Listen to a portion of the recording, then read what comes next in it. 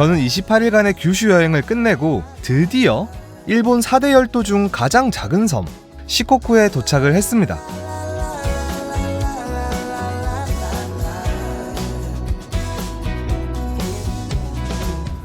승선부터 하선까지 약 1시간 20분 정도 걸렸네요. 와, 내렸는데 갑자기 날씨 뭔데? 자, 저는 이렇게 공식적으로 시코쿠에 도착을 했습니다. 이 시코쿠 섬은 일본 4대 열도 중 가장 인프라 구축 속도가 느린 곳인데요. 그렇기 때문에 비교적 관광객의 숫자도 적다 보니 일본에서 사람의 손을 가장 덜 탄 날 것의 자연에 가까운 모습을 하고 있는 섬이라고 볼 수 있죠. 앞으로 여러분과 함께 이 초록의 파노라마를 한 장씩 넘겨보는 걸로 하고요. 지금은 곧 해가 저물 시간이라 이 길고 아름다운 곳을 내달려서 시코쿠의 첫 캠핑장으로 향하기로 합니다. 와, 이런데 사람이 진짜 살구나. 시골촌 동네 바닷마을, 절벽에 위치한 해안 동네, 약간 이런 느낌이네요. 와, 하긴 이런 예쁜 곳에서 사람이 안 살면 죄 짓는 기라, 그거는.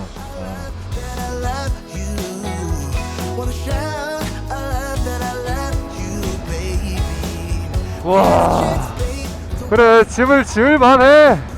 그냥 물고기가 많이 잡히든 안 잡히든 그냥 짓고 살만해, 확실히. 큐슈보다 한층 짙어진 푸름을 맛보며 캠핑지에 거의 도착을 했긴 했는데 말이죠. 길이 여기 맞아? 아니, 얘 머신러닝 하나? 내가 이런 길 좋아하는 줄 어떻게 알고. 참. 아니 진짜 맞아 이거? 야, 일단 천천히 가봐. 인기 너무 많다. 야, 이 구글맵 재밌네. 재밌어. 아니, 길 무서운 거 뭔데? 차 왜 버려져 있는데?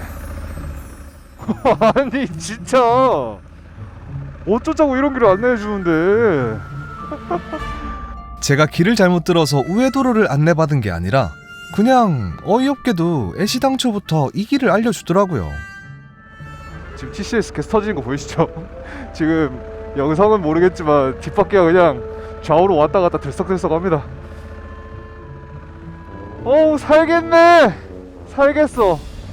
이 좋은 길 놔두고 왜 글로 안내를 해주는 거야, 이 녀석아. 약간 얘도 백치미 뭐 이런 걸로 봐야 되나? 야, 경치는 진짜 끝내준다. 이 캠핑장은 아소산 아래에서 만났던 일본인 선생님에게 소개받은 곳이었는데요. 어떻게 라이더들은 이런 데를 다 어떻게 아는 거야. 우와.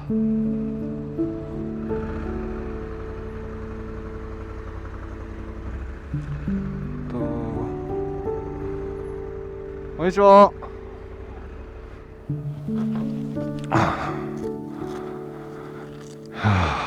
진짜 운치 미쳤습니다. 그저 작고 소박하지만 거대한 해질녘조차 잠깐 머리를 뉘고 갈 법한 여름의 천문장 위로 뭉근한 바닷내음이 흐르는 그런 고즈넉한 바닷동네였습니다.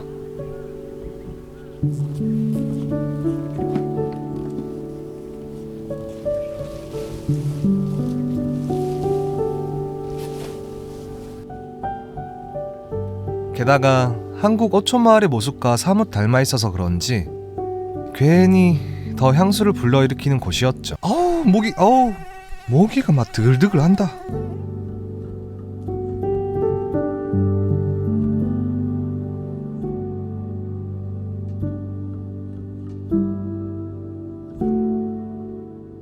여기가 다 좋은데 모기가 굉장히 많아요. 잠깐이라도 멈춰있으면 바로 모기를 물려버리더라고요. 그리고 제가 한 가지 간과한 게 있는데 시코쿠부터는 공매 영역이잖아요. 그래서 지금 와서 생각해보니까 아까 그 완전 으슥한 길로 들어갔을 때 그때 나 잘못했으면 어떡하지? 라는 진짜 섬뜩한 생각이 들더라고요. 그래서 앞으로는 캠핑을 완전 확실한 데 말고는 좀 지향을 해야 될 것 같아요. 또 나중에 시내 나가자마자 곰 스프레이랑 곰배를 좀 사고요. 그리고 내일은 아마 카르스트 지형이나 UFO 라인 쪽을 한번 둘러볼 것 같아요. 이게 뭐 어떻게 됐든 간에 일단 좀 바로 자야겠어요. 모기한테 지금 벌써 한 20번 넘게 뜯겨가지고 안 되겠어. 내일 봅시다.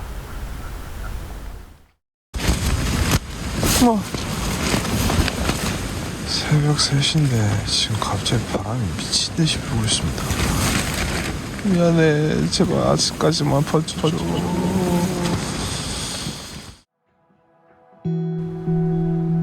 간밤에 있었던 일은 자기가 한 게 아니라는 듯 싱그러움만 남겨둔 시코쿠의 아침. 어젯밤에도 상당히 추웠습니다. 최저 온도가 13도나 됨에도 불구하고 이렇게 껴입고 자도 너무 춥더라고요. 그래서 날씨가 조금 더 풀리길 기대를 해야죠. 그래서 오늘은 시코쿠 카르스트와 가는 길에 있는 굉장히 아름다운 계곡을 한번 가보려고 합니다. 현재 시각 아침 8시인데요. 빨리 정리를 하고 이곳을 떠나야겠습니다. 함께 가시죠.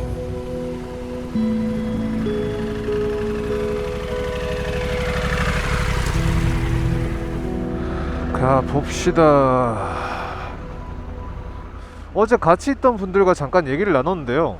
한 분은 시코쿠에는 이제 곰이 없다고 하고 한 분은 있다고 하는데 또 찾아보니까 시코쿠에 곰이 있기는 있습니다.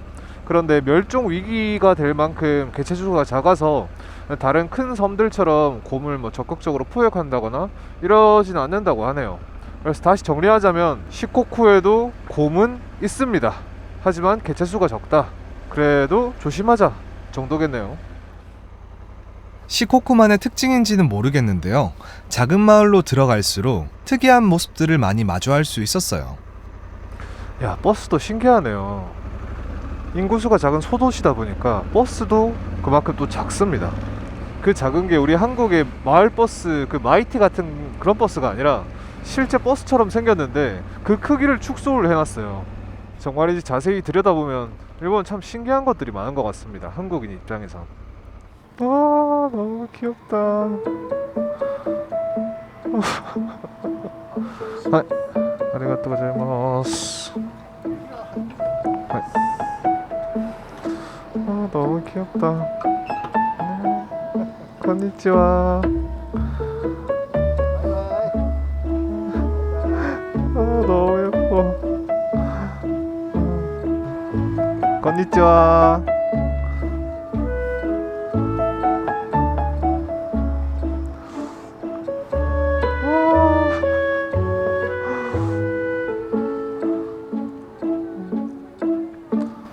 진짜 이럴 때마다 마음이 몽글몽글합니다.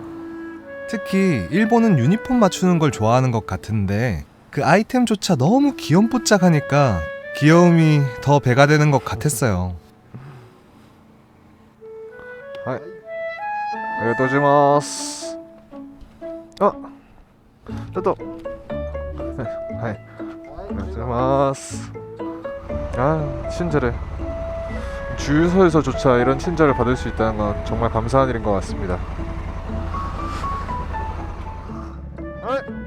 어쩌면 낯선 타지에서 해외여행 중이라는 상황 때문에 작은 미소와 친절이 더욱 크게 마음에 와닿았는지도 모르겠습니다.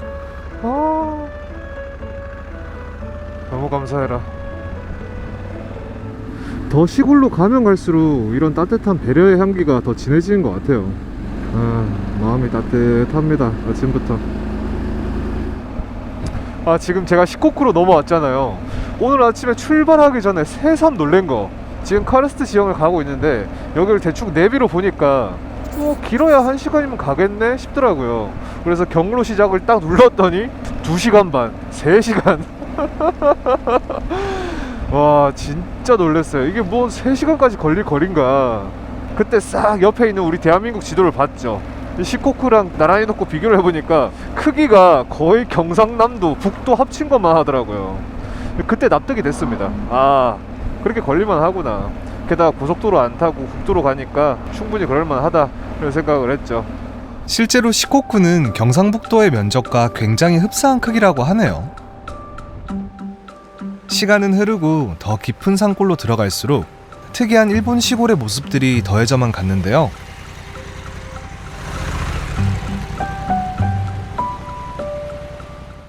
와, 씨. 무슨 이런 곳에 명관이 있냐. 정말 특이한 구조를 하고 있는 옛날 가옥의 모습도 볼 수 있고요. 아쉽게도 가까이서 촬영은 못했지만 시골 곳곳에 돌아다니는 편의점 황금마차도 보이네요.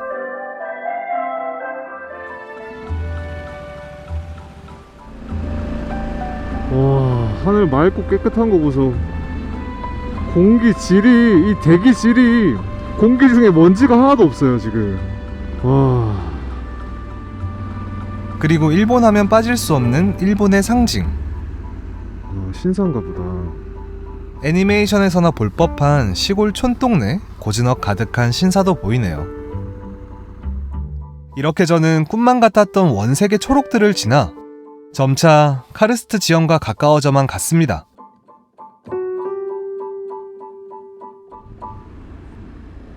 하늘과 가까워질수록 이곳의 시간은 거꾸로 흘러 다시 한번 봄의 초입에 들어선 것만 같았는데요. 우와. 우와. 이야, 여기 진짜 알프스냐? 이야.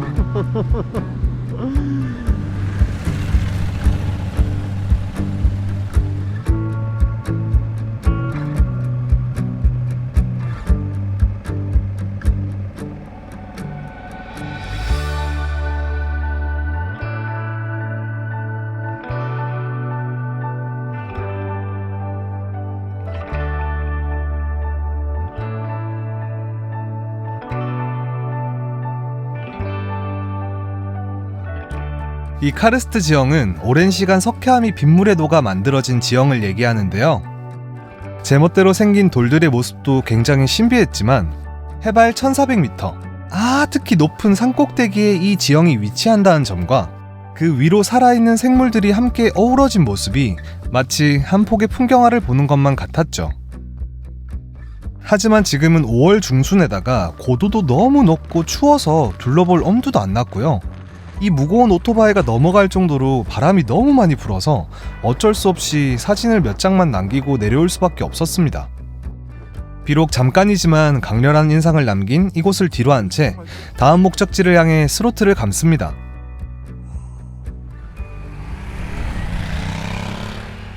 정상에서는 20분 채 걸어보지도 못했지만 올라갈 때도 내려올 때도 시종일관 감동을 선사해준 시코쿠 카르스트.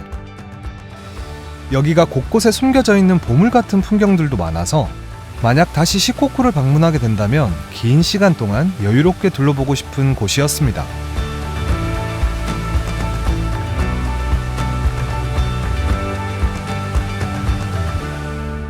오늘 너무 아쉽지만 UFO 라인 가는 거는 내일로 미뤄야 될 것 같습니다. 지금 날씨가 추운 것도 추운 건데 바람이 너무 심해가지고, 게다가 UFO 라인은 지금 제가 온 곳보다 길이 더 협소하고 완전 낭떠러지에다가 굉장히 위험한 길이라고 합니다. 근데 거기다가 강풍까지 옆에서 측풍으로 때려 박는다? 이거 너무 위험할 것 같아서요. 그래서 지금 그 아쉬움을 달래러 가는 곳이 나카츠 계곡이라는 곳인데, 거기 물 색깔이 사진으로 봤는데 와, 예쁜 것도 예쁜 건데 진짜 영롱할 정도더라고요. 함께 가시죠. 시코쿠 초입부터 두드러지게 나타났던 특징이 하나가 있는데요. 산림이 워낙 울창하다 보니까 해가 약간만 기울어져도 한낮임에도 불구하고 곧바로 밤처럼 바뀌어 버린다는 것이었죠. 우와, 여기 진짜 무슨 밤 같아요. 조금 무서울 정도로 으슥한 느낌이 있습니다. 게다가 뜬금없이 나타난 이 으스스한 터널은 또 어떻고요? 터널이 있어 버리네. 와, 이 터널 진짜 으슥하다. 이거 좀 빨리 지나겠습니다. 진짜 무서워요 지금 오는 동안 차도 한 대도 못 봐가지고 뭔가 불안한 마음이 엄청 기어 올라옵니다. 뒤에서 막 누가 달려오고 있는 거 알지? 그런 거 있잖아요. 막 일본의 3대 무슨 귀신 터널 이런 거. 기분이 너무 이상하고 묘하고, 말만 하신 거 보니까 진짜 무섭긴 한가 보다. 진짜 곰 나오기 딱 좋은 곳이다.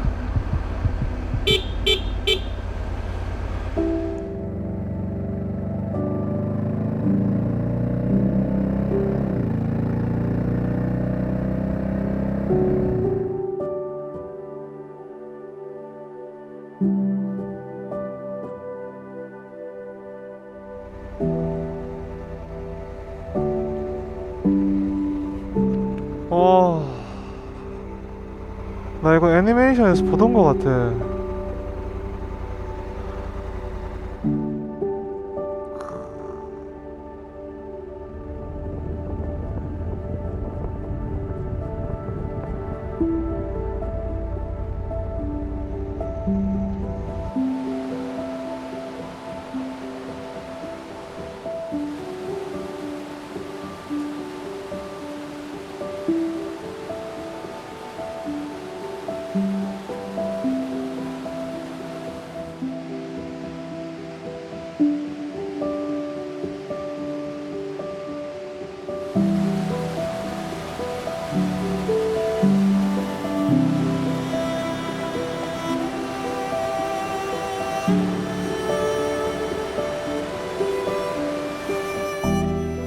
이 라카츠 계곡은 니오도 블루라는 현상과 신비한 트레킹 코스가 유명한 곳인데요. 니오도 블루는 절묘한 시간대에 방문하면 이 물들이 새파랗게 빛나는 현상을 말한다고 합니다.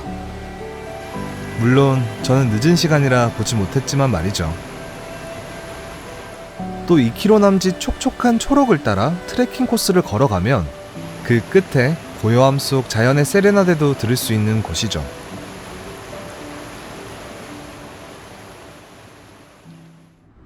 찰나의 혜성 같았던 시코쿠의 첫 모험을 마무리하고 이제 숙소로 향합니다.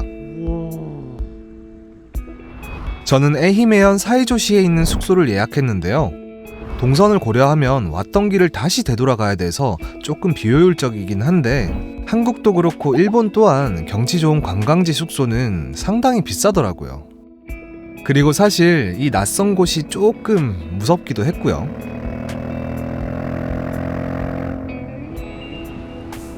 드디어 시내로 나왔네요. 저 불그스름한 해질녘이 마치 무지개를 널찍하게 펼쳐놓은 것 같아요. 연한 무지개랄까. 진짜 모든 게 아름다워 보이는 순간입니다.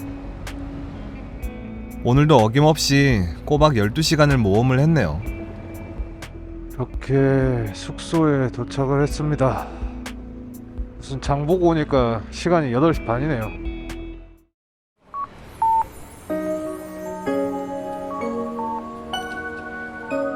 시코쿠의 두 번째 아침이 밝았습니다. 오늘은 단 한 군데만 들릴 거예요. 여기 이시즈치 산이라고 하는 시코쿠에서 가장 높은 산인데 그 산 능선을 따라서 달리는 길입니다. 일본에서는 유고 라인이라고 부르는, 쉽게 말해서 UFO 라인이죠. 거기도 어제 카르스트 지형처럼 경치가 진짜 끝장난다고 하는데 그걸 여러분들과 함께 즐길 생각에 벌써부터 막 심장이 공기공기합니다. 지금 여기서 그까지 올라가는 데만 단순하게 2시간 반이 걸리고요. 거기서 제가 내일 있을 일정을 위해 가는 라이더 하우스가 또 3시간이 걸립니다. 그냥 욕심 안 부리고 UFO 라인만 갈 겁니다. 오늘도 저와 함께 가시죠. 자, 들어가자. 지금 이 길들이 제가 어제 어두울 때 내려왔던 길들을 똑같이 그대로 따라 올라가고 있는 것 같은데요. 아마 올라가서 분기점이 갈릴 것 같습니다. 어제 내려올 때는 두려움으로 가득 찼었던 이 길들이 지금은 아주 달달한 햇빛으로 발려져 있는데요. 이 햇빛을 머금고 있는 이 길들은 어떤 맛일지 씹고 뜯고 맛보고 즐기면서 올라가 보도록 하겠습니다. 지긴다. 아, 진짜 코너를 돌 때마다 감동이야.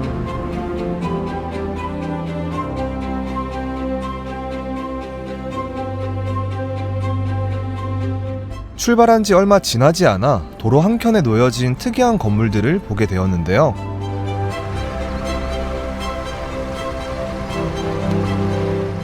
길을 가다가 우연히 멈추게 됐는데 다른 건물들은 굉장히 허름하지만 이 신사 같은 신당이라고 할까요?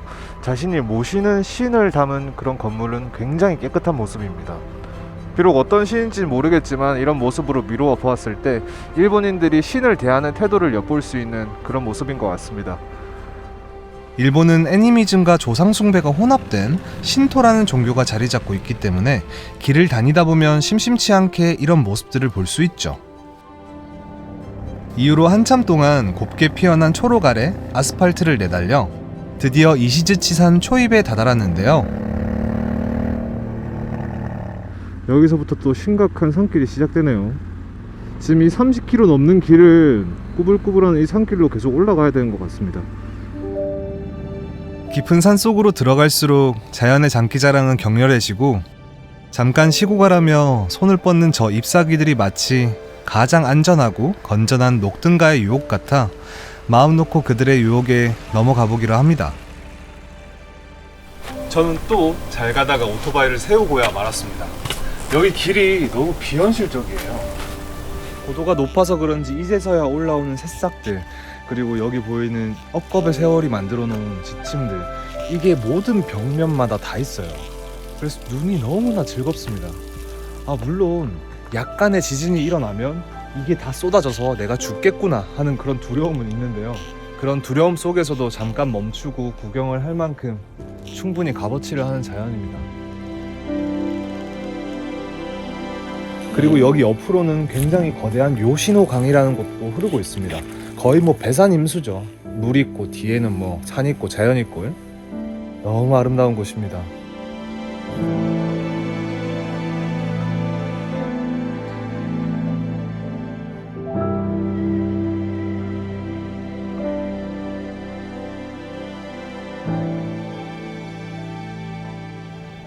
아직도 볼 곳도 많이 남아있고 가야 할 길도 멉니다. 이젠 서둘러 떠나보죠.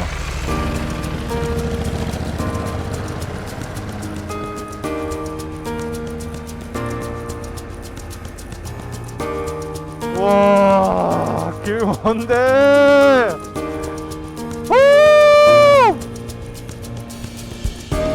오.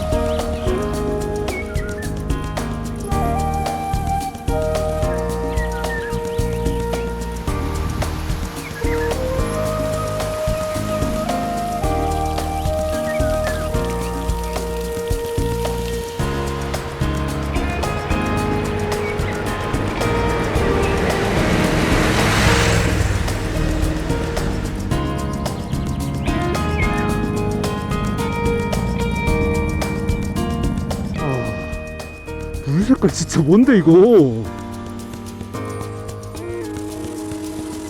아니 미쳐버린 거야?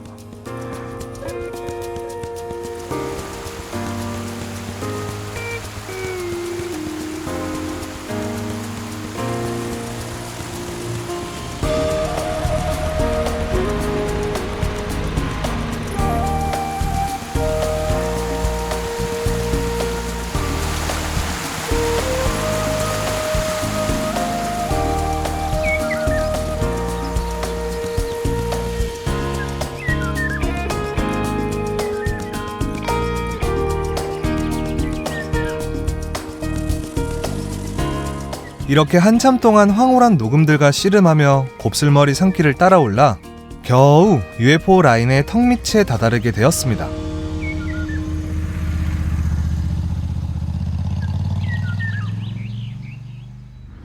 일본인들이 이 길에 대한 애착이 큰가 봐요. 여기 지금 올라오는 험한 산세 수십 킬로 동안 단 한 구간도 아스팔트가 끊긴 적이 없습니다. 모든 길에 아스팔트가 깔려 있어요.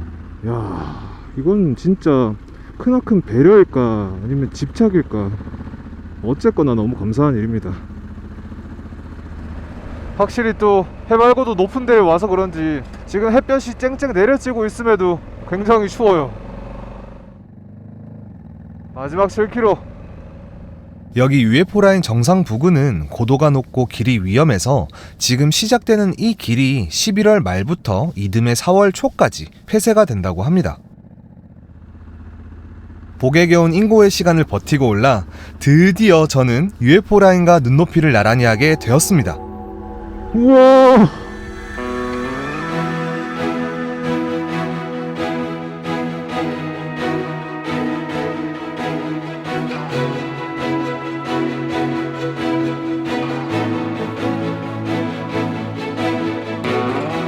이 UFO 라인은 본래 웅장한 봉우리가 이어지는 길이라는 뜻의 웅봉 라인이라고 불렸다고 하는데요. 하지만 일본의 유명 작가가 이곳에서 찍은 UFO 사진이 이슈화되면서 그때부터 UFO 라인이라고 불렸다고 합니다. 과연 UFO도 지나가다 구경할 만큼 대한민국의 한라산, 지리산, 설악산과 견줄만큼 너무나도 아름다운 산이라는 것엔 이견이 없어 보입니다.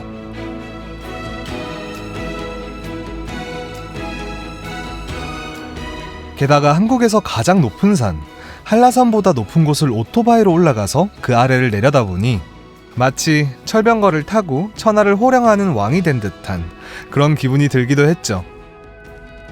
날씨도 기온도 통행량도 모든 것이 도와주었던 너무나도 감사한 순간이었습니다.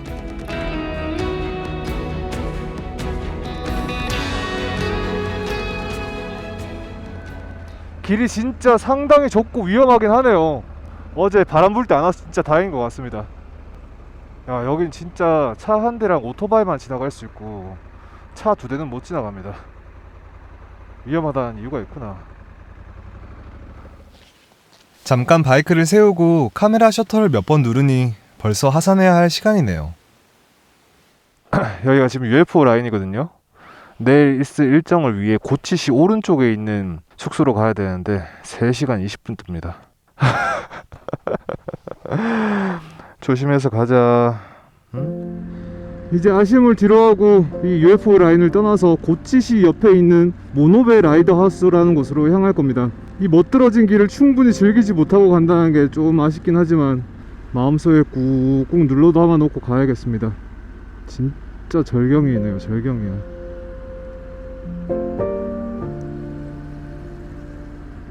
이 UFO 라인을 달리면서 무엇보다 가장 좋았던 점은 저는 좀 위험할 거라 생각했는데 차가 없었어요. 가장 유명한 전망대에 있는 차 한두 대랑 그리고 지나가던 오토바이 한 3-4대 빼고는 사람을 못 봤습니다. 아무래도 접근이 쉽지가 않고 평일이라서 아마 더 그런 것 같았어요. 그래서 이 예쁜 자연들을 안전하게 담을 수 있었다는 게, 그리고 그것들을 여러분들에게 보여드리고 함께 여행을 할 수 있다는 게 저로서는 정말 큰 행운이었습니다.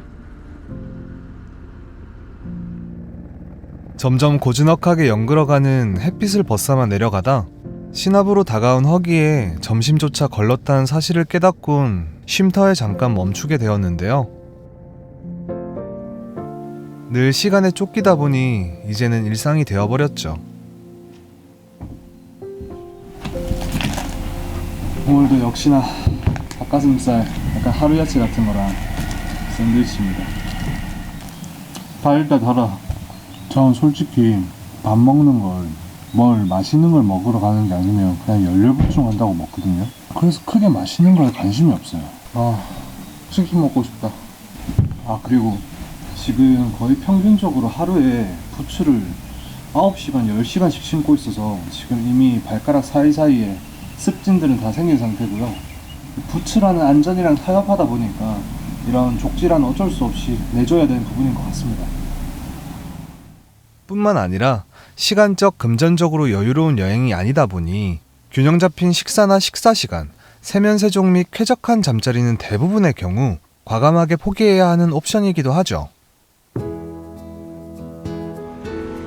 하지만 늘 감사하는 마음가짐은 이 모든 것들을 아름다운 추억으로 만들어주더라고요. 와, 딱 떠나는 그 순간까지 아주 예술로 보내주는구먼. 떠나는 그 순간까지 아주 예술적인 코스들을 지나기도 했고요.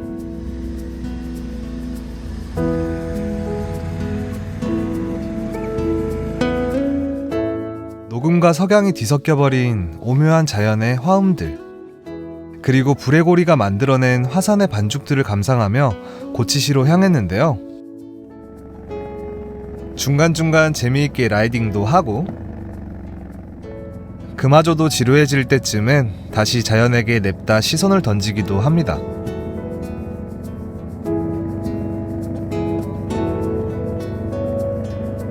또 인적이 그려낸 동화 같은 시골을 지날 때면 사뭇 고향과 닮아있지만 이질적인 그 오묘한 풍경에 마음을 적시기도 했네요. 와, 진짜 이 석양이 머문 농촌 시골도로 녹는다 녹아. 아이들 너무 귀엽다. 조심히 가. 역시나 오늘도 깜깜한 밤이 되어서야 비로소 숙소에 도착하게 되었습니다.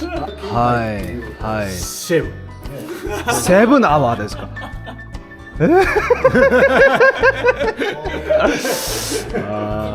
제가 내비로 쳐본 결과 여기서 여기까지 46분이 걸리고 아마 여기서부터 여기까지 1시간이 걸리는 것 같아요. 여기서부터 이까지가 한 3시간 걸리는 것 같은데 여기서부터 돌아오는 시간이 이제 다 합치면 한 7시간 되는 것 같아요. 여지없이 내일도 한 8시간 라이딩만 해야 된다. 저는 한 16km에서 한 20km 이렇게 되는 줄 알았는데 잘못 알고 있었어요. 한 88km 됩니다. 大丈夫大丈夫大丈夫大丈夫 사고가 나면 연락 드릴 테니 구하러 와주세요. 携帯がつながればね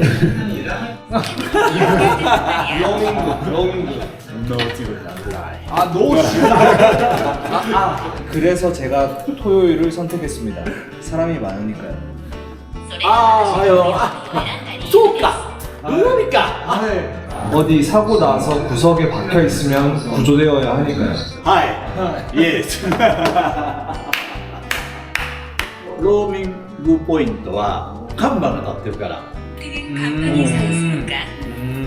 ヘルプ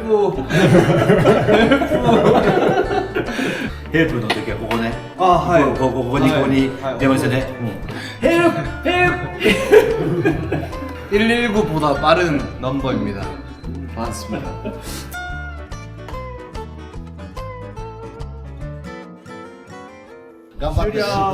수료 심하이 데스. 頑張ってね明日スーパーリンド 아리가또うございます. もう一度手伝ってくれてありがとうございました。とんでもございません。 굿나잇. 이렇게 친절하고 위트 있는 웃음으로 포장된 소중한 정보를 받아들고서 슈퍼임도 탐험 준비가 끝이 났습니다. 자, 이제 드디어 슈퍼 포레스트 린도로 갈 시간이 되었습니다. 그래서 저는 지금 바이크에서 필요 없는 것들을 싹 다 빼버렸는데요. 여기 뒤에 있던 알루미늄 3박스도 다 떼고요. 딱 촬영에 필요한 것만 담았습니다. 20km 남짓인 줄 알았던 거의 90km에 가까운 슈퍼 포레스트 린도, 저랑 함께 가시죠. 뜨거. 아리가또 고자이마스.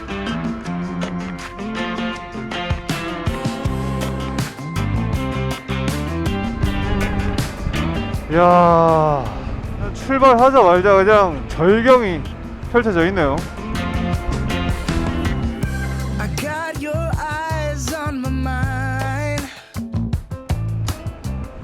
그리고 바로 느껴지는 한 가지, 바이크가 굉장히 가볍습니다. 우와, 내 바이크가 이렇게까지 경쾌했나 싶을 정도로 너무 경쾌하고 가볍습니다. 80kg에 가까운 무게를 오토바이에서 제거를 했으니 뭐 당연한 일이겠죠. 쉽게 말해 뒷좌석에 실었던 2리터짜리 물병 40개를 제거한 것과 같은 효과니까 말이죠. 시코쿠 내륙 중심부에 가까워질수록 일본 최대의 나쿠 지역이란 말이 여실히 느껴지기 시작했습니다. 점점 인적은 사라지고 눈앞에는 온통 녹색과 파란색, 그리고 회색빛의 길이 저마다 화려함을 한껏 뽐내는 모습이었죠. 여기가 슈퍼 포레스트 로드 입구입니다. 가보자. 역시 슈퍼 포레스트 린도라는 이름의 명성답게 초입부터 즐비하게 늘어선 나무들이 환영을 해주는 모습입니다. 와, 확실하네. 이름값 하네. 여기서부터 오프로드 시작인가 봅니다. 이 좋은 풍경을 마주하고도 저에겐 한 가지 큰 문제가 있었는데요. 부셔. 저는 살면서 오토바이로 이런 임도길을 와본 적이 손에 꼽을 정도라는 것이죠. 천천히. 우와, 무서워. 우와. 인생 꼬있다, 꼬있어. 가자. 너무 잘 타시는데? 부럽다. 실력도 부족한 데다가 다소 고가의 바이크다 보니까 단 한 번의 실수로 넘어지면 꽤 비싼 견적이 발생할 수 있다는 생각이 저를 초긴장의 상태로 몰아넣었죠. 그러니까 쉽게 말해 여러분의 차가 단 한 번의 실수로 옆으로 넘어진다라고 생각하면 지금의 제 심정과 조금은 비슷하려나요? 잠깐만 쉬어봐. 일단 먼저 사과부터 드리겠습니다. 이거 오늘 완주 못할 것 같아요. 저는 길이 이렇게 자갈 돌들이 다양하게 큰 돌들이 있을 줄 몰랐는데 저는 이거 너무 어렵더라고요. 평균 시속이 약 5km 정도 되거든요. 단순 계산으로만 따져봐도 이거 완주하는데 거의 뭐 한 14시간 걸려요. 제가 지금 출발을 10시에 했거든요. 지금 1시입니다. 1시. 한 2시간 동안 10km 온 거죠. 진짜 5km 속도로 온 겁니다. 그래서 이건 도저히 안 되겠다 싶어서 올라가는 길에 보면 카페가 하나 있거든요.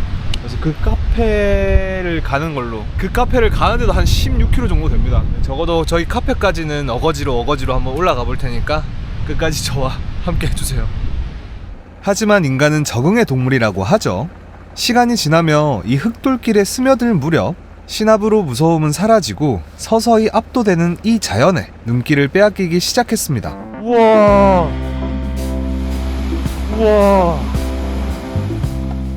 풍덩 빠지고 싶다. 이거 뭐야? 언제 올라왔냐? 미안. Gold rose in her bright red dress, smoking hot. I do confess she's on fire. Rosalie is on fire. Oh, Rosalie is on fire. Drops a coin in the jukebox, throws me a glance. When money comes on, it's time to dance. She's on fire. Rosalie is on fire. Oh, Rosalie is on fire.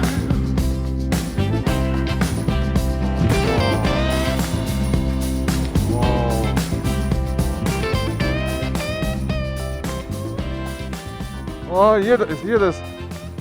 바이크가 키레이 데스.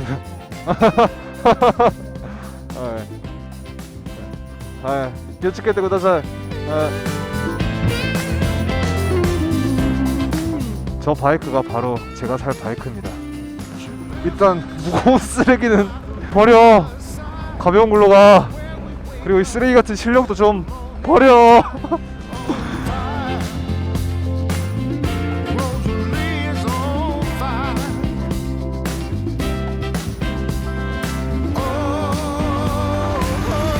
Rosalie is on fire.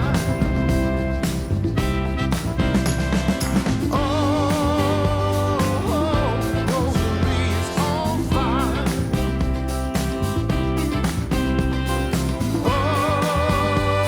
Oh, Rosalie is on fire.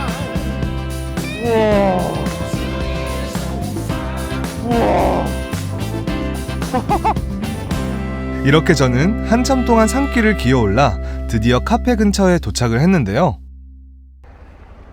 와, 야바이. 우와. 와. 잔돌들은 몰라도 이런 큰 돌들은 그냥 바이크가 휘청휘청 해버려가지고 이런데 진짜 기어가야 하겠더라고요. 근데 저 야바이라고 했나요? 현지화 다 됐다. 마지막으로 이상한 나라의 앨리스에 나온 듯한 작은 터널을 지나니 첩첩산중 시간도 잠깐 멈추어 갈 법한 고즈넉한 카페를 만날 수 있었습니다.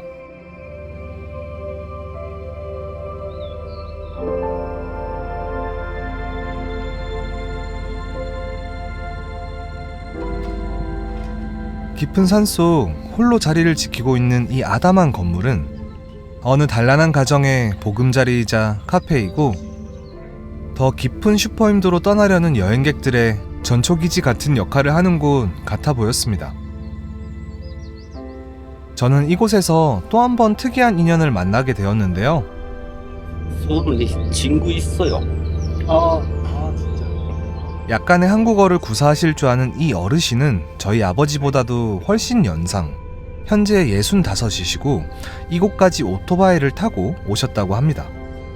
일본에서는 다소 특이한 제 임시 번호판을 보시고 한국인인 걸 알게 되자 말자 너무 감사하게도 시원한 커피를 대접해 주셨는데요. 처음엔 이 따뜻한 호의가 의아했지만 단 한마디에 곧바로 이해할 수 있었습니다.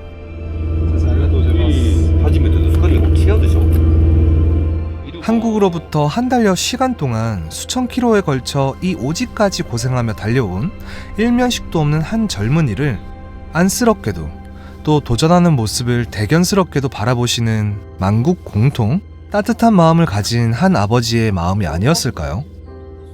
물론 완주를 못했음에도 말이죠. 今日は僕フィニッシュシュポポレストライン 88km 絶対無理オフロードはライトウェイトバイクが 안타깝게도 전파가 터지지 않아 성함을 여쭈어보고 검색해보지는 못했지만 이분은 30년 전 일본 오토바이 오프로드 선수셨다고 합니다. 현재 입고 계신 옷도 현역 때 사용했던 옷이고 저 뒤에 보이는 저 오토바이는 제 나이와도 비슷한 30년 전부터 사용하신 오토바이라고 하네요. 34まで、オフロードレースしてた。もうその時のブーツ、もう40年、40 years 30 years. yeah.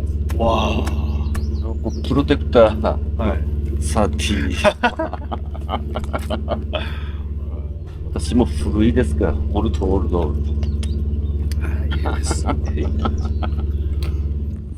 머나먼 타지. 뜻밖의 따뜻했던 위로의 시간을 지나 이별을 부추기는 야속한 어두움을 받아들이고서 떠나는 아버지를 배웅하곤 저도 떠날 채비를 합니다.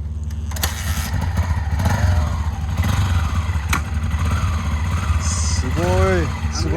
아이, 계속해서 고자살.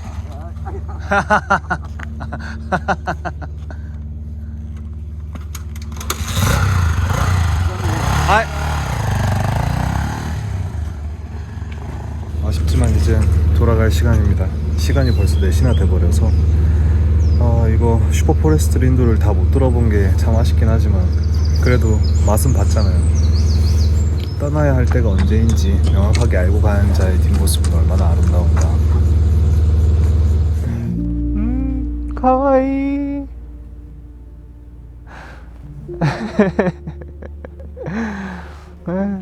빵긋 웃는 거 봐.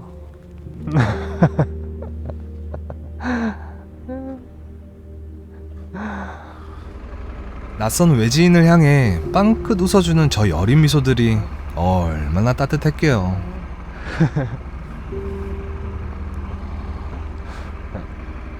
푸른 자연으로 시작해 따뜻한 위로, 그리고 가장 부드러운 미소로 점철된 슈퍼힘도를 마무리 짓고 다시 보금자리로 돌아갑니다.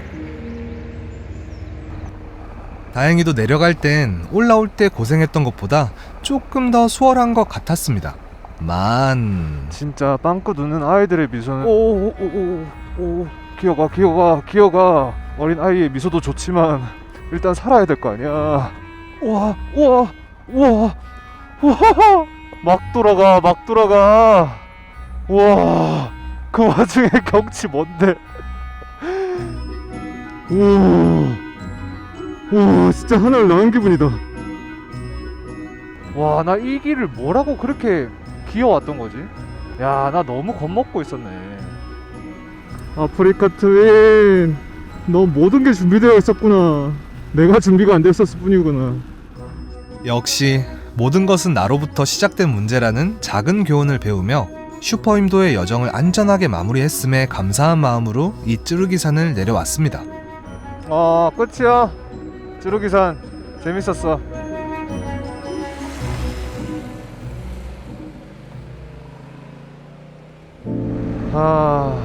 솔직히 너무 지칩니다. 요 근래 한 일주일 동안 너무 무리하게 강행군을 했어요. 오늘도 도착하면 8시인데 거의 매일같이 라이딩만 거의 10시간 가까이씩 하다 보니까 이거 몸이 남아나질 않네요. 내일 폭우가 내린대요. 차라리 잘 됐습니다. 비가 내린다는 게 오히려 감사하게 돼버렸네요. 편집이 좀 늦어지더라도 내일은 아무것도 안 하고 그냥 푹 쉬어야겠습니다. 그래서 이곳의 숙박을 하루 더 연장하고 고즈넉히 흐르는 비의 노래에 젖으며 시코쿠의 마지막 여정을 준비하는 시간을 가졌죠. 이렇게 새로운 아침이 또 밝았습니다. 여기 시코쿠에서 태평양과 굉장히 가까이 닿아 있는 구로토 곳이라는 곳이 있어요. 그래서 그쪽에 가서 태평양의 바다를 한번 느껴보고 제일 마지막으로 시코쿠에서 캠핑을 하려고 합니다.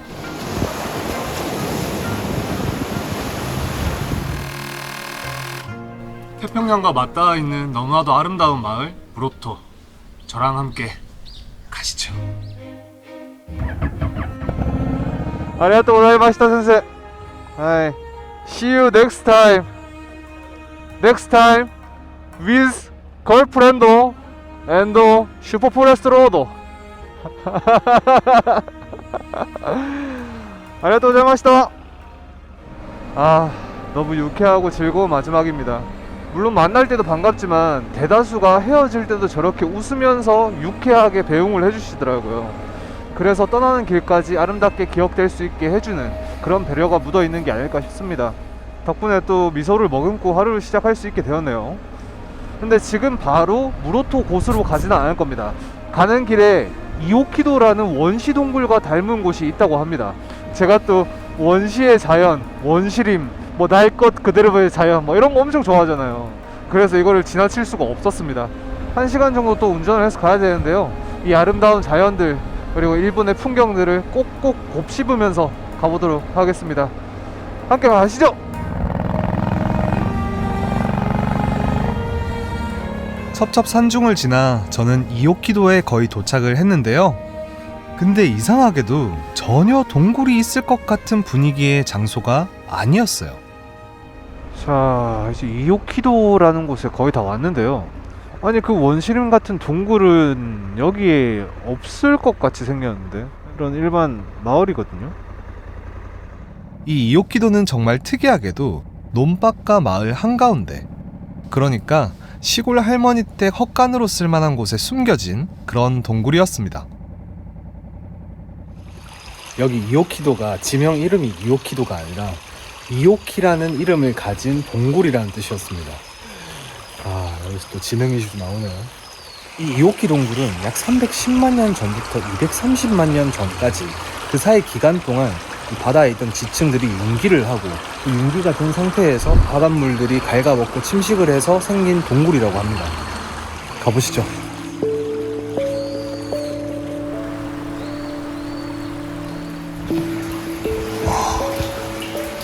바닷물이 이제 예쁘게도 잘 깎아놨다. 태평양의 손길로 빚어진 이 짧은 동굴 입구는 마치 타임머신을 탄 것처럼 단숨에 저를 아주 먼 과거로 데려다 놓은 듯 했습니다.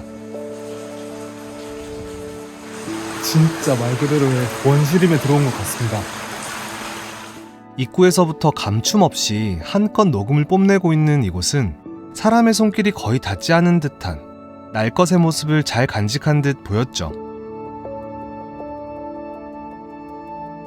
게다가 모든 벽면마다 가득한 이끼와 고사리, 고생대 때부터 이어져 오던 양치식물과 선태식물들을 잘 보존한, 마치 억겁의 세월 동안 홀로 고립된 박물관에 온 듯한 분위기를 자아냈습니다.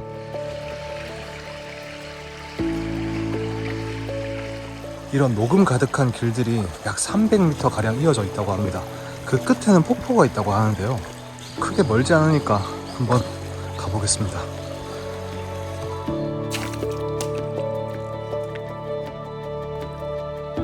온 사방에 가득한 이 촉촉한 초록의 향연들은 황홀하기도, 또 생전 처음 마주하는 모습에 다소 기이하게 다가오기도 했습니다. 웅장한 동굴과 울창한 밀림을 지나며 기대했던 것과는 달리 그 끝에 폭포라고 불리우는 것은 다소 아담한 모습을 가진 반전 매력을 지닌 곳이었죠.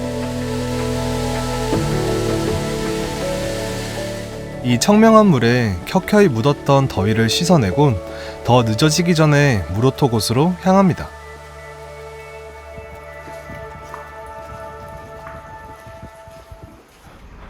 여기서 1시간 정도 둘러보고 갈 예정이었는데 2시간이나 써버렸어요. 진짜 고대 자연은 못 참지. 그래서 지금 거리가 또 한 1시간 정도 가야 되는데 안 쉬고 가면 먹을 수 있을지도 모르겠어요. 저는 라이더하우스 사장님께서 혀를 내두르며 극찬을 하셨던 무로토 곳 바로 위에 있는 료테이 카케츠라는 곳의 킴메동이라는 것을 먹으러 가는 길인데요. 금눈돔이라고 불리우는 생전 처음 들어보는 생선으로 만들어진 덮밥 요리를 판매하는 곳이죠. 하지만 지금 시간이 거진 딱 2시거든요. 그래서 딱 영업 마감 시간이긴 한데 저를 과연 받아주실지 이곳인 것 같은데요. 영업 중인 건가? 스미마셍, 시마이ですか? 아, 클로즈. 아, 하이. 여기가 2시까지 영업한다고 했었는데 재료 소진 때문에 1시에 마감을 했던 것 같더라고요. 괜찮아요. 다른 거 먹으면 되니까요. 늘 변수는 항상 생기는 거고 이제 거기에 단련이 됐고 마음도 내려놨기 때문에 크게 타격이 없습니다. 이럴 시간이 없고 빨리 찾아봐야죠. 하지만 근처에 찾아간 두 번째 식당도 세 번째 식당도 모두 2시가 넘은 시점이라 폐점을 하고 있는 모습이었습니다. 그렇다면 남은 방법은 단 한 가지. 역시 편의점이 짱입니다. 늘 해왔던 것처럼 편의점 신세입니다. 맛있다. 간단하게 요기를 해결하고 이제 무로토곳으로 향하는데요. 우와, 여긴 주유기가 천장에 달려있네요. 진짜 신기하다 이거. 나는 빨간색이었나 파란색이었나. konnichiwa. 레귤라 다이丈夫ですか? 리터 들어가는 게 저런 식으로 보이고요. 아리가토우고자이마스. 이렇게 또 신기한 거 하나가 오늘의 페이지에 장식되었습니다. 뭔가 아기 때 디지몬 카드 모은 것 같아요. 하나씩 신기한 걸 담아가는. 이렇게 아주 사소한 일상까지도 알뜰살뜰 눈에 담아가며 저는 무로토곳에 거의 다다랐는데요. 이곳은 제가 다녀갔던 여느 곳들과는 사뭇 다른 모습이었습니다. 사타곳이나 시코쿠 초입의 곳처럼 끝부분만 튀어나온 게 아니라 거대한 땅덩어리 전체가 마치 곳의 정석을 보여주듯 화산의 위형을 뽐내는 모습이었죠.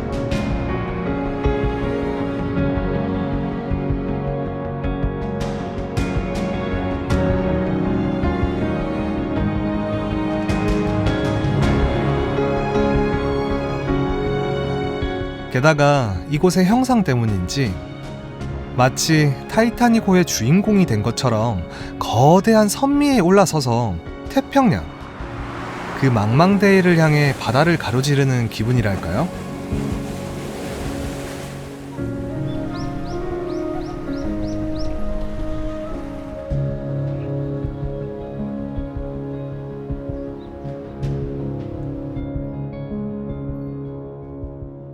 여러분도 잘 알다시피 일본은 지각 활동이 굉장히 활발한 나라잖아요.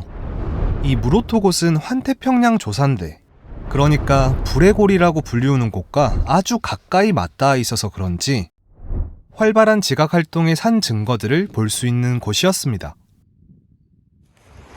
여기 보시면 과거에 있었던 지층들이 하나하나 층마다 다 보입니다. 그리고 이 지층이 눕혀져 있는 게 아니라 세워져 있잖아요. 이 일본을 비롯한 불의 고리, 이 일대가 얼마나 지각 활동이 왕성했는지 보여주는 산 증거인 것 같습니다. 아쉽게도 도착하자마자 곧바로 떠나야 합니다. 가자. 더 어두워지기 전에 텐트를 펼쳐야 돼서 조금 서둘러야 했기 때문인데요. 여기서부터 약 2시간 정도 거리에 떨어져 있는 도쿠시마현 미나미조에 위치한 다이노하마라는 한적한 해변 캠핑장에서 시코쿠의 마지막을 장식할 예정입니다. 가는 길 동안 눈이 심심하진 않겠어요? 야 보세요. 와 지기 준다. 이 해변의 풍경뿐만 아니라 한국에서는 다소 마주치기 힘든 생소한 모습들을 다방면으로 만날 수 있었죠. 와 그래 파도가 엄청 세더라니 여기 서핑을 많이 하네요. 위험을 무릅쓰고서라도 찰나의 파도를 즐기려는 사람들의 모습도 보이고요. 일본 여행 중 단 한 번뿐이었지만 생전 처음 보는 광경을 마주하기도 했습니다. 바닷길로만 계속 다니니까 좀 쌀쌀하네요.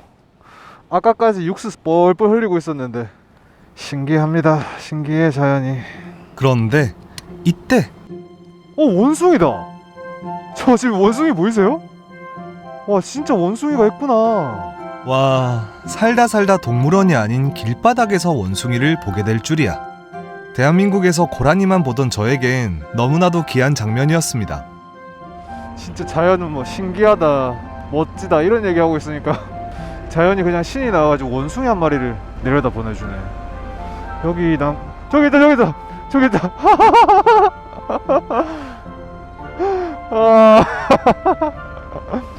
여기 저 또 뭐 있다. 뭔데 이번에는? 아, 새야? 근데 여기 새는 겁도 없어요. 날아가지도 않아. 진짜 저 위에 있는 산들은 그냥 생야생인가 봅니다. 와, 원숭이를 이런 길바닥에서 볼 줄은 생각도 못했어요. 와, 와, 그리고 지금 이 조화도 미쳤습니다. 오른쪽에는 바다 때려치면서 지금 해무가 이렇게 바다 수증기가 만들어져 있고, 왼쪽 편으로는 어마어마한 산들이 위치해 있잖아요. 그래서 오른쪽 콧구멍에는 바다 내음, 왼쪽 콧구멍에는 풀내음들이 들어오는 듯한 굉장히 조화로운 향기들의 향연입니다. 와, 마을은 또 어떻고. 와, 너무 아름답다. 제가 비록 규슈 시코쿠밖에 안 돌아봤지만, 그리고 거기서도 극히 일부만 돌아본 거지만, 여기 도쿠시마 지역이 제가 생각한 그 일본 라이딩의 모습, 상상만 했던 그 모습과 굉장히 닮아있는 모습입니다. 일본의 집들도 그렇고 뭐 이런 자연도 그렇고 바다, 산, 그다음에 이런 일본 집의 풍경들, 이게 굉장히 적절한 비율로 잘 버무려져 있어요. 근데 또 모르죠. 앞으로 가면 갈수록 더 이쁜 자연을 만나고 또 새로운 모습들을 볼 거니까. 길 운치 뭔데? 잔잔한 시골길에 가로등 하나 탁 켜져 있는 거 너무 낭만했잖아. 그리고 오른쪽으로는 바다가 탁 지렸다. 이런 시골길 너무 좋다. 아, 여기서 매미 소리만 나면 이거 애니메이션에서 본 거잖아. 이땐 마냥 좋기만 했습니다. 앞으로는 어떤 지옥도가 펼쳐져 있는지도 모르고 말이죠. 와, 이런 길은 진짜 무섭다. 원래 내비는 이 큰 길을 알려줬었는데 제가 바다 근처로 가고 싶어서 이 경로를 수정한 거거든요. 아, 뭐 튀어나오지 마라 진짜. 나 깜짝 놀란다. 하지만 해질녘과 동행하는 이 첩첩산중 코스 선택은 정말이지 공포 그 자체였습니다. 와, 무서워. 씨. 불 다 켜.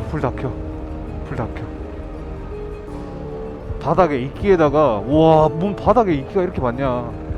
와, 이렇게, 너무 무섭다. 진짜 너무 무섭다. 와, 진짜 귀신 나올 것 같다. 아니, 귀신이 뭐야. 차라리 귀신이 낫지. 곰 같은 거 나오지 마라 진짜. 말도 안 되는 억측이라고도 할 수 있지만 우리나라 지리산에 풀어놓은 반달가슴 곰이 50km도 넘는 덕유산에서 발견이 되었으니까 곰 서식지로부터 50km도 안 되는 이곳에서 곰을 마주친다 하더라도 전혀 이상하지가 않았죠. 아, 내일 보니까 아직 한참 남았어요. 한참 이 길을 가야 되나 봅니다. 다행히도 간간히 하늘이 보이기 시작하더니 드디어 이 무서운 곳을 빠져나가는 듯 와, 씨. 와. 는 진짜 공포는 이제부터 시작이었죠. 아, 내가 진짜 살면서 고양이 보고 이렇게 쫀 적은 진짜 처음이네. 진짜 뭐 좀 나오지 마라 진짜. 와, 깜짝이야. 와, 이상한 저항을 좀 만들어 놓지 말라고 좀. 와,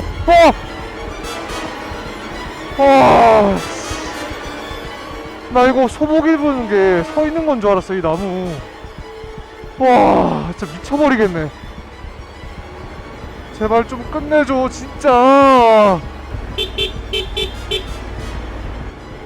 와, 뭐가 이러는 너? 뭐, 뭔데? 왜 X자인데? 여기 길이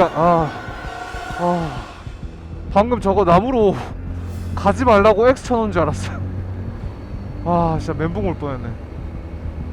지금 거의 반패닉 상태입니다. 지금 백미러는 쳐다도 안 보고 있어요. 뭔가 그런 거 많이 봤잖아. 와, 이게 뭔데 이거? 그 막 백미러, 룸미러 이런 데서 막 그 공포 영화 이런 데 보면 막 봤는데 뭐가 겁나 달려오고 막 이런 거 있잖아요. 그래서 아예 쳐다도 안 보고 있어요. 고작 7km 남짓한 산길이었지만 마치 귀신에 홀린 듯 적어도 70km 이상은 온 것 같았죠. 와, 가로등. 너무 고맙다 야. 가로등 진짜 너무 고맙다. 아 드디어 사람 사는 동네로 나왔습니다. 진짜 극한의 공포였다. 이제 다 온 것 같습니다. 저쪽 어딘가거든요. 여기거든요. 당연히 괜찮은 곳이었지만 괜히 아까의 공포 때문에 쉽게 결정을 내릴 수가 없었어요. 아 계속 고민하고 에어비앤비랑 뭐 아고다랑 다 찾아봤는데 일단 거리가 있기도 하고요. 그리고 지금 지도로 보니까 지금 제가 자는 곳이 여기거든요. 여기 주변이 저기 지금 저쪽부터 다 마을에다가 여기도 다 마을이고 지금 이곳으로 철도가 하나 지나가거든요. 방금도 전철이 왔다 갔다 했는데 차도 계속 지나다니고 이런 거 보니까 여기에 곰이 출몰할 것 같지는 않습니다. 그리고 사람 일 혹시 모르는 거니까 지금 제 지인들한테 위치 같은 거 다 뿌려놓은 상태고요. 그리고 먹을 거를 좀 빨리 먹고 주변에 좀 멀리 갖다 놓고 내일 다시 회수를 해야겠습니다. 그리고 텐트 설치는 뭐 2분도 안 돼서 다 끝났습니다. 오늘은 밑에 야전 침대는 안 깔았고요. 그냥 바닥에 에어매트 하나만 깔고 자려고 합니다.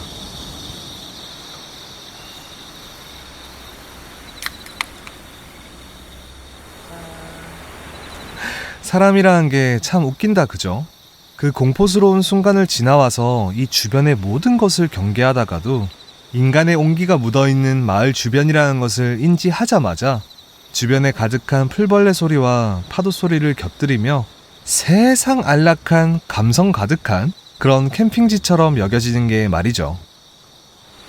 지금 이 순간에 고기를 못 구워 먹는다는 게 조금 아쉽긴 한데 조금 참고. 갑자기 이게 뭐냐 머리에 물음표 뜨시죠? 걱정하지 마십시오. 이 관호까지 무사 긴박하시면 영차.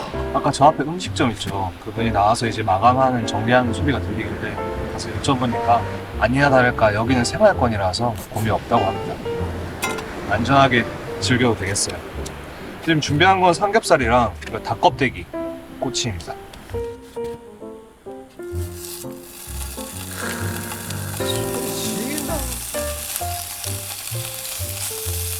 안녕하세요. 먹방 유튜버 김박가시입니다. 맛있겠죠?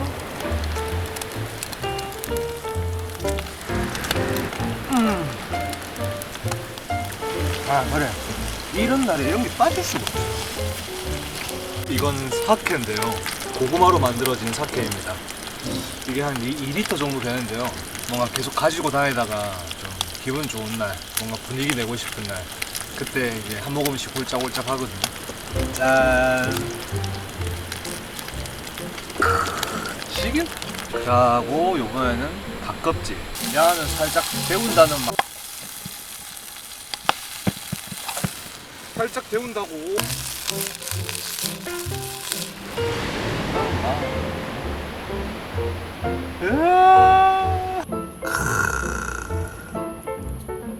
야들야들한 거 보세요.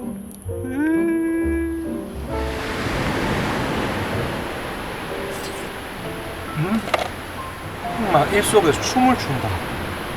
빠질 수 없어. 짠짠짠. 이렇게 길었던 하루의 피로를 한 잔의 사케와 시원한 파도 소리에 녹여내며 오늘의 일들을 달님에게 털어내곤 또 감사할 내일을 꿈꿉니다.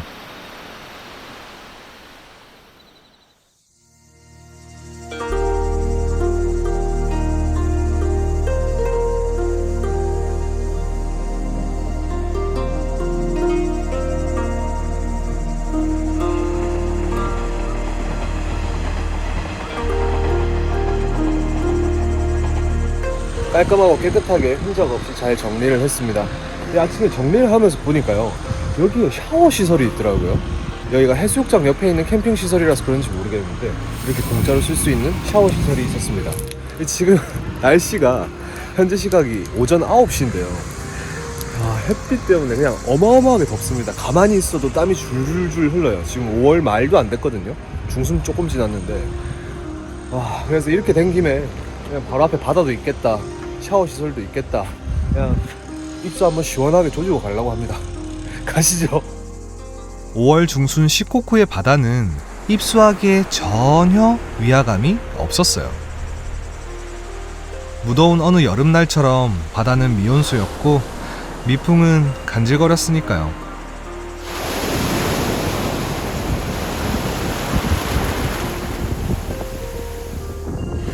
드넓게 펼쳐진 태평양의 바다와 마주하며 논일다 보니 이렇게 바닷가에서 여유로움을 만끽한 지가 도대체 몇 년 전이었는지 도저히 기억이 나지 않더라고요. 지난 몇 년간 가혹하게 나를 굴려가며 방구석에만 박혀 있었던 과거가 생각나면서 나 자신한테 너무 미안해지더라고요. 바다는 언제나 열려 있었고 햇살의 손길은 이렇게나 따스했었는데 말이죠. 진짜 힘든데. 혼슈에서는 조금 더 나를 사랑해주기로 약속하며 슬슬 떠날 준비를 합니다. 그냥 찍어보는 건데 캠핑장 오면 제 오토바이는 그냥 모든 것들의 거치대가 됩니다. 다 걸어놓고 꺼내놓고 널브러뜨려 놓고 이런 걸 보면 차가 참 편하긴 한데 그래도 불편해도 오토바이만의 낭만이 있잖아요. 자, 이렇게 시코쿠의 마지막을 아름답게 마무리하고 전 대망의 혼슈로 넘어가는 날입니다. 오늘도 정말 이동만 해야 될 것 같아요. 여기서 도쿠시마라는 곳으로 1시간 걸려 간 다음에 거기에 있는 난카이 해리를 타고 2시간 정도 걸려서 혼슈의 와카야마시라는 곳을 갈 겁니다. 거기서 또 1시간 정도 이동을 해서 오사카로 가게 될 겁니다. 어쨌든 간에 기대가 됩니다. 날씨가 너무 화창하게 좋기 때문에 이동만 하더라도 기분 좋게 이동할 수 있을 것 같아요. 물론 땅 겁나 나긴 하겠지만요. 혼슈까지의 여정, 오늘도 저랑 함께 가시죠.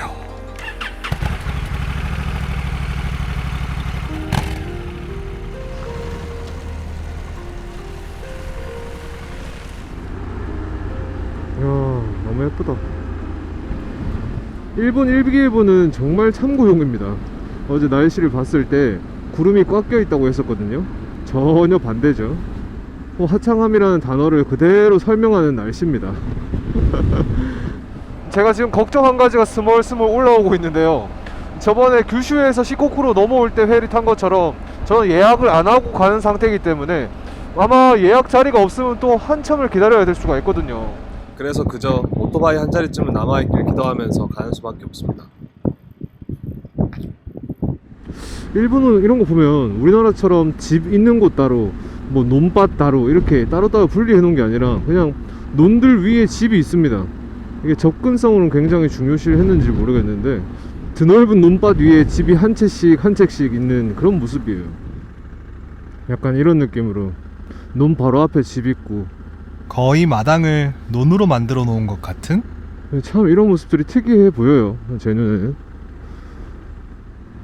여러 가지 모습을 가진 시코쿠의 마지막을 곁눈질로 눈에 담으며 저는 드디어 도쿠시마 난카이 회리에 도착을 했는데요.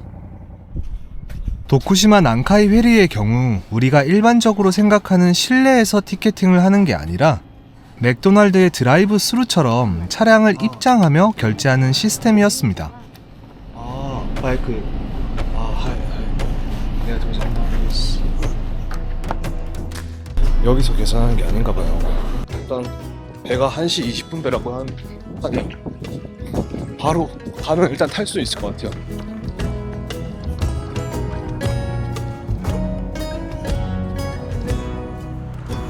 konnichiwa.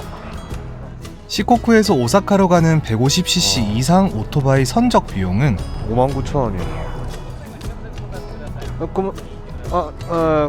今大丈夫ですか? Next way 13時20分ね。はい。はい。早く。はい。ありがとうございます。와, 3분 남았습니다. 어디야? 어디에요? 여기에요? 여기군요.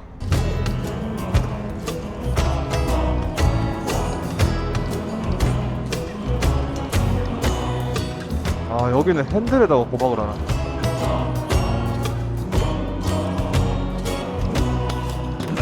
진짜 아슬아슬하게 탔다. 배가 엄청 깨끗하네요. 거의 새 배인가 봐요. 이 배는 장시간 운행하는 배가 아니다 보니까 실내에는 간단한 휴식 공간만 마련되어 있었습니다.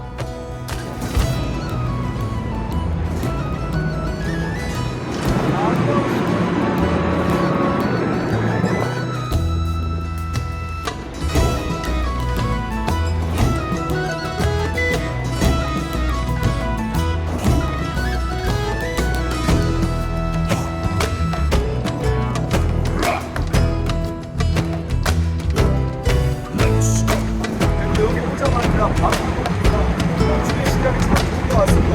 여기 홍수에서 어떤 일이 생길지 정말 기대가 되네요. 홍수는 어떤 맛일까요? 이제 다 왔네요. 여기 와카야마시가 보입니다. 10분 안쪽으로 도착할 것 같네요. 내려가서 준비를 해야겠습니다. 아리가토우고자이마스. 아, 역시 이 무거운 바이크는 조금 경사진데 돼버리면 후진을 못해가지고 진짜 가벼운 게 짱이다. 이렇게 저는 공식적으로 혼슈에 도착을 했습니다. 이야, 와, 우와, 이거지, 이게 일본 라이딩이지. 정말 완벽한 하루입니다. 그럼 저는 더 다채로운 각양각색 혼슈의 이야기로 돌아오도록 하겠습니다. 과연 혼슈는 어떤 맛일까요?